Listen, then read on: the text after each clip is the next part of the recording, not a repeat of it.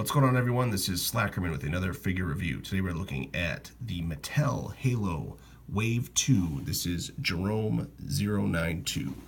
This is the second wave of the Mattel Halo figures. The first wave was kind of pretty disappointing, and Wave 2 so far has been amazing with the Buck figure. I did a review on Buck from Wave 2, and that was one of my favorite figures from this whole line, and probably one of my favorite figures so far of the new year. I just really love that figure a lot, despite all of the kind of bad things that carried over in this line from Wave 1 to Wave 2. So I figured I would pick up one more just to check it out because I did like the look of this guy. So let's take a look. As far as the packaging, you get your window box. Wave 2 is that guy, Master Chief, Jerome, Buck, that person, and then was that an arbiter or something like that, and then you make the grunt. You do get your Build-A-Figure piece. You do get the shotgun, which I like a lot. You have some silver paint on the stock, and then on the kind of rail right there, which looks great.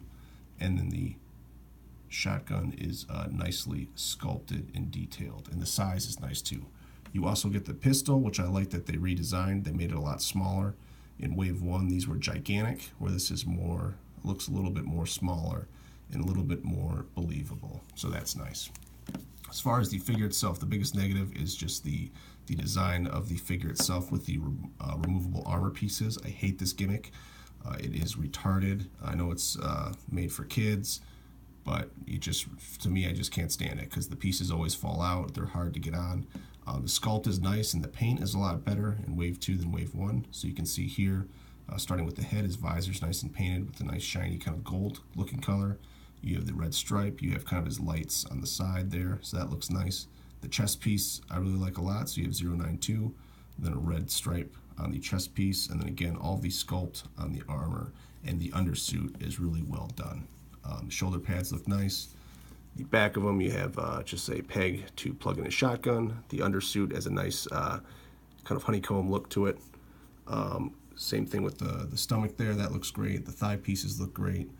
The biggest thing that they changed is the feet are no longer attachable armor, so the feet are by themselves, so that's great.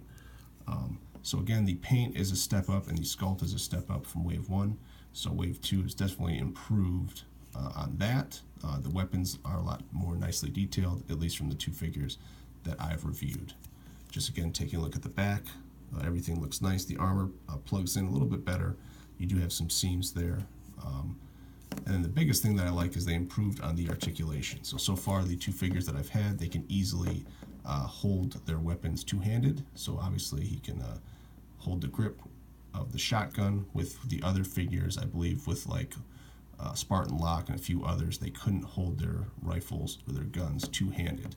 With this, they improved the articulation on the elbows and then the bicep swivel to enable at least the two that I have to hold their weapons two-handed in a nice, believable pose.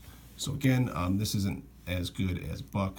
Buck was a lot better for me just because I like the design a lot more. I like the interchangeable head, the human head, and then obviously the helmet. But this isn't too bad. So again, so far for Wave 2, it's a huge improvement over Wave 1, especially that Spartan Buck. That is probably the best figure out of the line, and probably my favorite Halo figure ever made, that Spartan Buck that they did. I just really love it a lot. So this is, I'll give this like a 4 out of 5. Buck from this wave was an easy 5 out of 5. So not too bad. This is probably the only one I'll get left in the wave. I might get that person there. I think that's supposed to be a girl, just for the submachine gun. I'd like to have that submachine gun with Buck. But other than that, the rest of them I'll pass on, and I'll probably try to build or buy the Build-A-Figure pre-constructed off eBay if someone sells it separately. So hope everyone liked the video, and thanks a lot for watching.